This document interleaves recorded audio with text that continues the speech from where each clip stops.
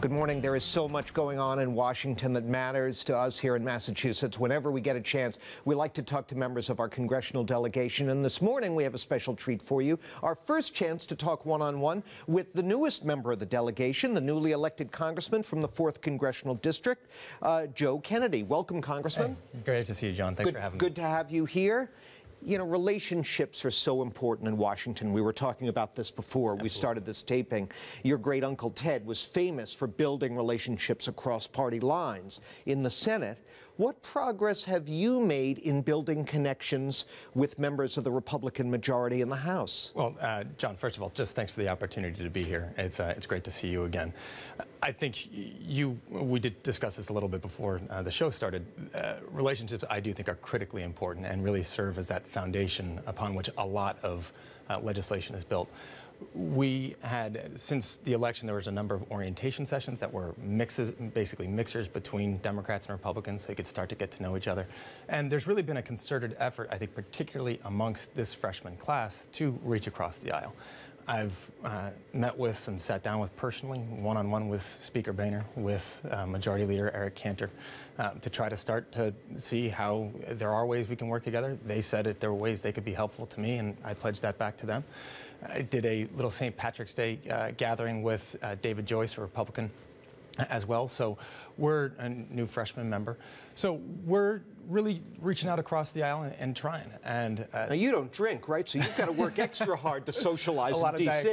A lot of Diet Cokes. Yeah. All right. Well, speaking of Speaker Boehner, just as we're taping on Friday morning, there's big news out of Washington where the Speaker has called for the release of emails by the State Department that apparently, we're told, contradict the administration's line all along about what it thought was going on in the attack on our consulate in Benghazi, Libya. You sit on the Foreign Affairs Committee.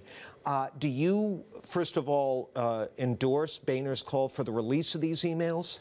I think, John, my first committee hearing ever was actually on Benghazi when Secretary Clinton came to testify in front of the House Foreign Affairs Committee.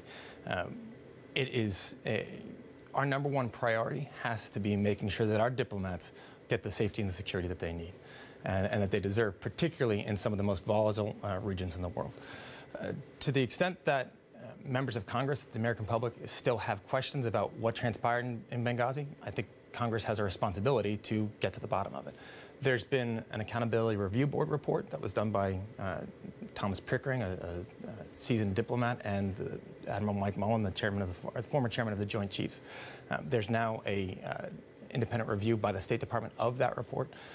There's still questions being asked, and I certainly think that we need to make sure that there is a full accounting for what happened to make sure that we understand exactly what transpired, we learn from it, and make sure that that's not going to happen again. Do you believe we've been getting the straight story?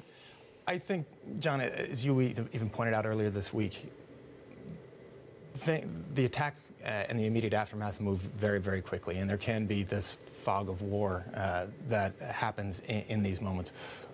These investigations, I think, take time, and we need to make sure that there is a full accounting of what happened, that we go about this in a prudent and patient manner, but that we really do get to the bottom of it, because what's important here is the safety of our diplomats. And Secretary Clinton, to her credit, in her opening statement, said that she assumed full responsibility and pledged to take every single recommendation that the Accountability Review Board put forth, and she has. We have to take a break, but before we do, you know, there have been members of your own party, including members of the committee, who've dismissed all this as just partisan posturing by the Republicans, and we certainly know there's plenty of that goes on. Do I understand you correctly to say you're not adopting that posture? You're saying let the truth come out, let the chips fall where they may? I think that there's a line here in which we need the truth. There's I certainly would hope that, given the tragedy that transpired, the tragic loss of life of 4 Americans, that we do not fall into partisan politics. And to the extent that we're getting up to that line, they deserve better and our country deserves better. Okay, take a break. We'll take a short break, and when we continue, more with Congressman Joe Kennedy. Stay with us.